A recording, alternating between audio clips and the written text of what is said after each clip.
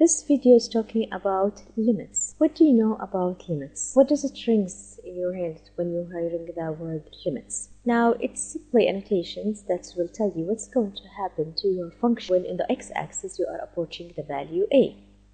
Now, we have two possibilities for that. Either your limit will exist and it's equal to a real number m, like it's shown in this curve in the graph of the function y is equal to f of x. You will notice that if you are approaching the value a in the x-axis from the left, like the number x1, or from right, like the number x2, then the corresponding value of your function is going to approach on the y-axis the value m. That's why we say that the limit when x approaching a for f of x is equal to the number m, where m is going to be a real number. The other possibilities for the limit is that the limit does not exist. This one have two scenarios to go with. Either that is the one-sided limit exists, but they are different, like in the graph.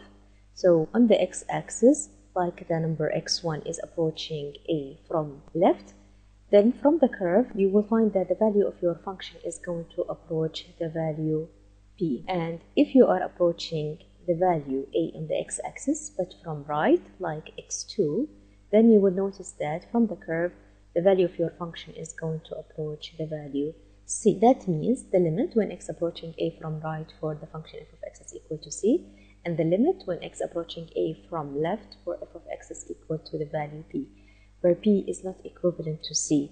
That's why we say that the limit does not exist.